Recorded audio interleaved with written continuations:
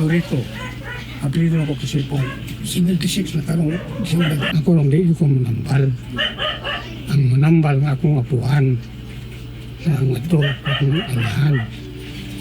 Ang gihatag sa kong amahan sa kuang ang gahong ito. So akong sugot sa akong trabaho ito na pagkakong ninyo parang sa kaglubi. Parang umah. Mapuniod doon na dosi ito. Dahil doon kaya kung kuhan kaya mong kamot. Santay. Siya, tumumunsuan eh.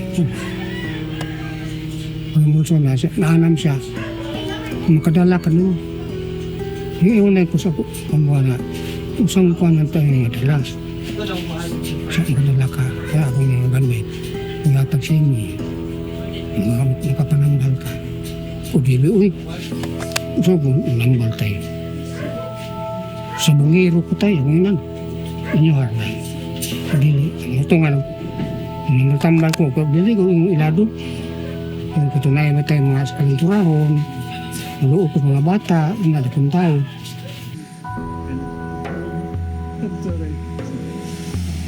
Huwag mo anak ng bakay lang.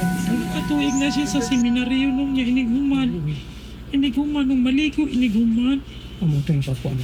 Oo niya, karoon nung kay... Karoon ning hawa siya seminaryo, kaya akong gikuha nung kay... Kanang kuan. Nasakit siya. Lugay na pugaw lang kung balik ka tatay. Lugay na. Actually, gang ako nagtrabaho ko sa Department of Health. Diri ko na-assign sa work.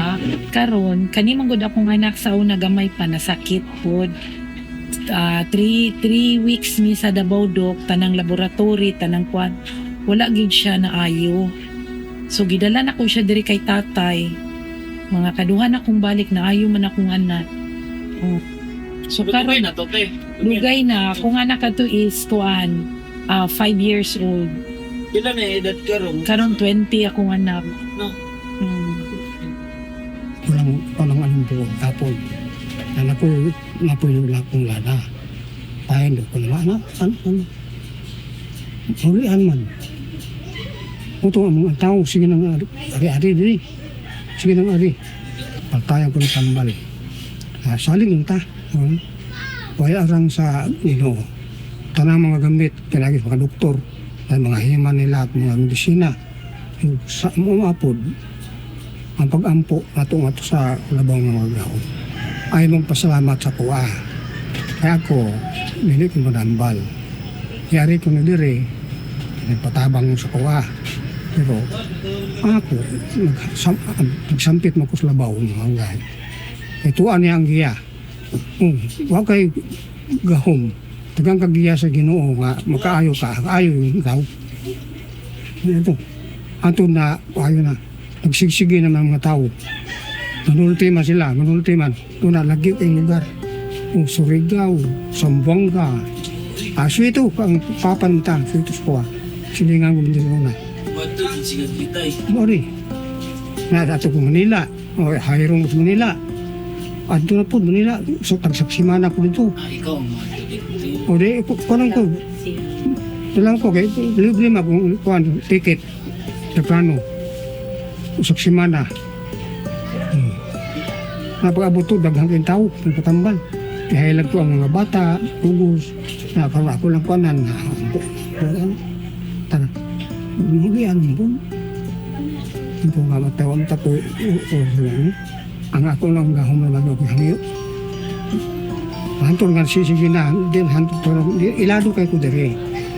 Samal. Kaya hindi nga kong tambal nila. Wa sila maayo kong tanggahan. Di pangayon at ragdagto. Saman ako. Kaya mo ikaw nasakit ka. Yung bata, asawa. Igo pas manambal. Ngayon kang dako, hatag ka. Kung ang maayo yung pasyente, nakaruha mo yung maayo. Wala po yung mutulo nga diri sa kuha. Ari ko na po ko diri. Kaya ako yung pasyente. Ika-21 kong nagtambal.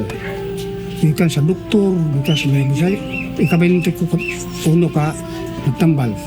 Sa mga albularyo. Wala bos doktor na.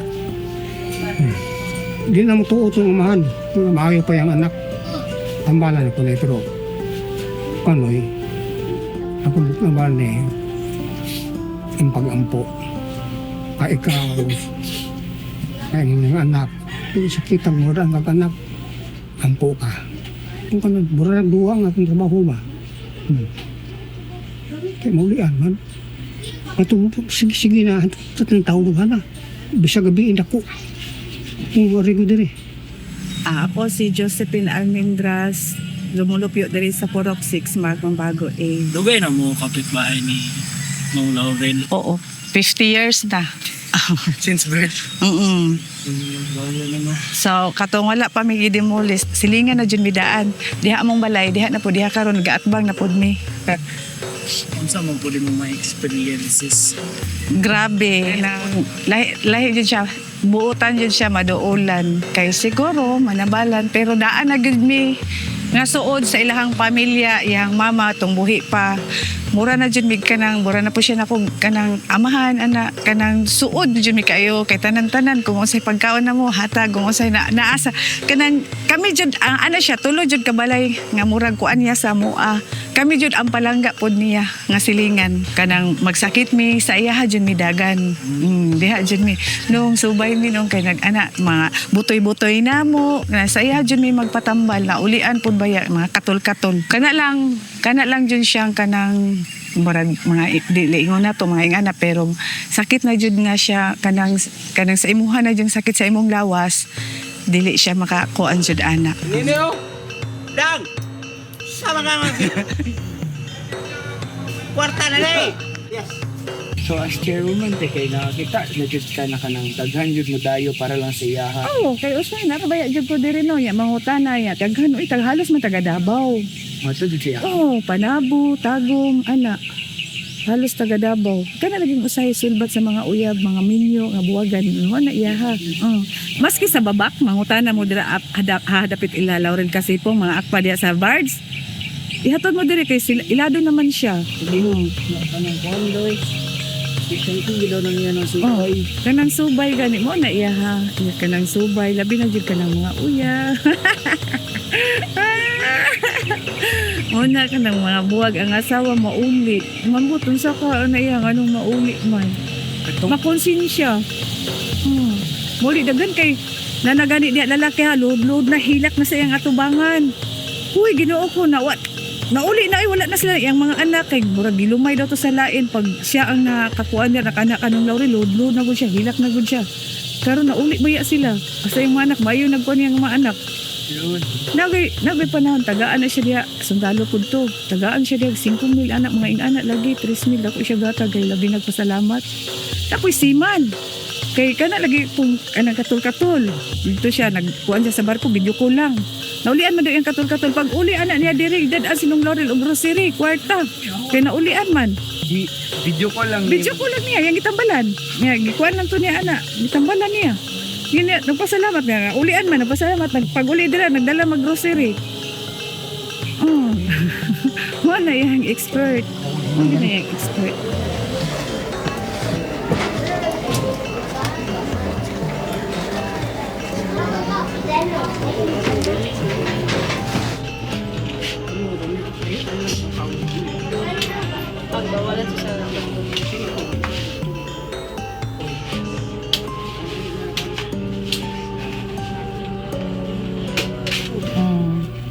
Katong akong anak, tayba nga katong silunglong. Mga nay na mo te. Ikaduhan. Tapos ang katon sa una kay unsa Ako nagatuo mangyud kog mga ing-ani dong bisan ka ng labi ka ng dili gid bitaw siya maayo sa doktor. Diri ko ni tatay mo kuan mo anhi. Ginasubay to niya. Kuan man gud kanang sa una gud ang among balay dito sa nami dakong punuan sa mangga sa likod sa balay. Nya kani akong anak every time kanang nasa lunson to siya dong baka da alas 12 sa udto mawala akong anak nga na siya mama ato sa ko sa likod mawala siya ba na daw siya kadula mo to nakulbaan po ngano na ingon man si tatay nga pero ang akong anak adto wala po na ako nagdala ra ko bulingon niya. Ingon si tata, ingon ani imong buhaton sa punuan sa mangga. Na siya gi-instruct sa ako, gibuhat na ako, naayo akong anak, gigawas na ako sa ospital. So, murag ka ng dinamit niya, te. Oh, ya wala gilabhan.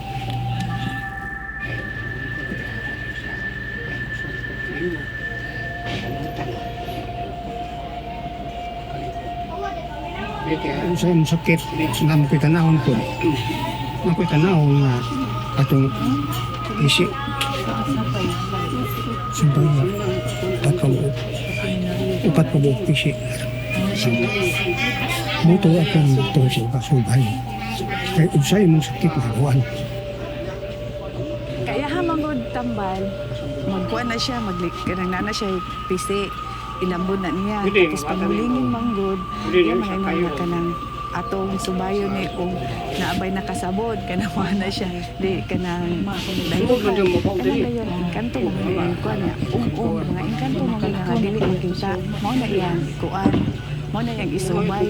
Pero normal lang, nabuyagan ra og tao, yan ang totoan. Yung utaran. Asa na ta? Mga naroon, sayos. Sakit mo. Sundari na ito sa bed. Pwede dito sa may punuan sa Talisay tayo. Sarap ko problema pa sa dito. Itlog, Paan? pan, Galileo. sigarilyo. Unsa day ang reason na mga dito ka diri? Puan kanang ang ako magong anak upat na ka doktor akong gipa-check up tay. Tapos kanang gikuha na sa mga laboratory tanan, gikuha na akong espesyalista kay Duk Bangayan, espesyalista ni na internal medicine. Mahalagod kayang tambay tay pag 500 ang isa. Wala jud na ayo akong anak, murag pamati niya naglala siya tay. Muto ning balik jud ko sa imuha. Kay sa una man gud ang akong anak ko ana siya sir kanang nag-eskwela seminary 3 years tapos kuan kanang sige siya naga-basketball ba niya hindi ko mag-basketball maligo anak sa gabi na ligo sila o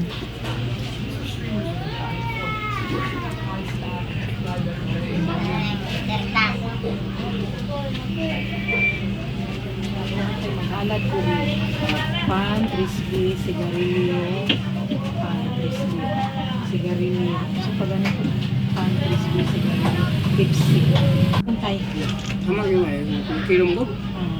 Saya pa mga kumisyo. wala ko singkot Karon kay nabo kay religion ka ng Katoliko or Paan? Katoliko ko. Katoliko so Tanan mga boto ako ron. Ang tanan mga reliyon, wala ko gisaway. Kaya mautang nga kita, Iglesia ang Kristo. Nang naway ka itong naikuan sa mga sa lista dili. Parehas. Kung ilang tinuruan, nga ikaw katoliko ka. Sa balista ka. Wala yung nga, masilo ni mong tao. Ano ka? Manisam silo. Kaya puro musa ko sa Ginoo. Isa naman itong dungan. Sandig ka sa Ginoo. Kaya kumain ng sila. Kini, mutambal ko. Magbawaan man ako. Magbawaan. Para ko na sa doktor ba? dito ka makabalo. Kaya may umaruan ako kayo. Katumay yung tugan. nanay siya physic Tutugan. Muta naman ko. Kaya siya sa espiritu. Yung samahan. Katong Kristo mong tuganap.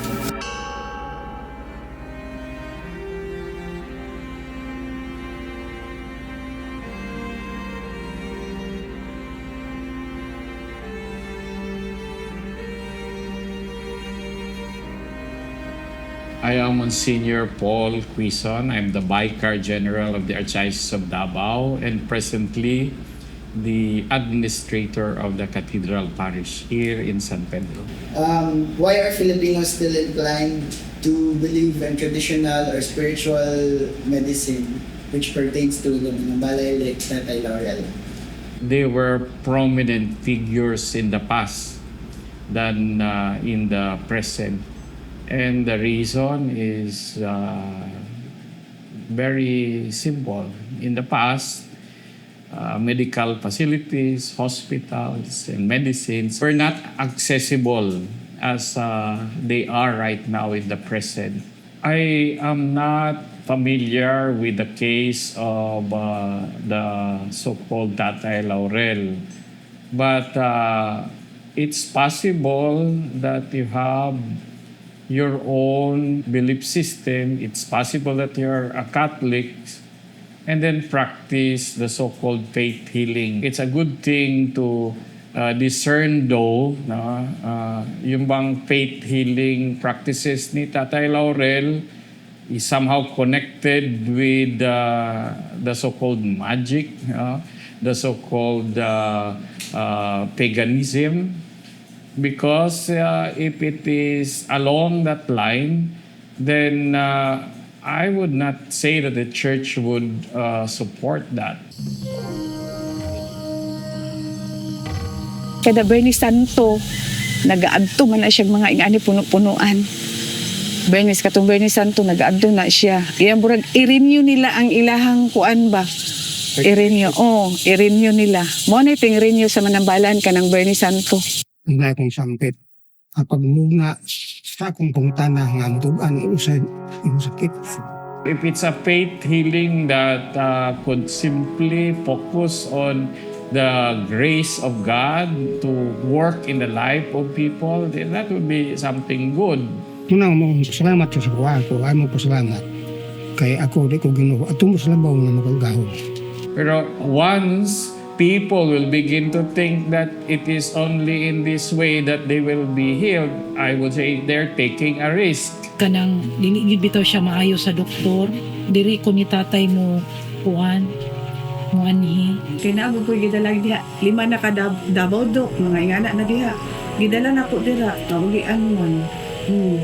Kaya nahurot nagtambal, mga daghan na daw itong gipangkuan sa doktor, diha ra jud sa iya ha. Kaya ako yung pasyente, ika-21 kong nagtambal sa mga albularyo. Wala bos doktor na. Di na mo tuo itong umahan. Maayo pa yung anak. Tutong ko yun nga. Noy, kininoy, kaya inyong kong giari din, ay kuha ko ninoy. Tambalan ako na pero ako tambalan na ang pag-ampo. Ikaw, ampo ka. At sa mga asawa, mga suod-suod, anak. Ito na yung panagtambalan. Huwag arang sa Ginoo. Sa ako ka nagburang duwang akong trabaho ba. Kaya maulian man. Pag-upload sa imong dahay, sa imong career nimo, nanabay ka ng mga nag-adto diri tapos wala dyan diri nga nag-ingon na nagkasakit.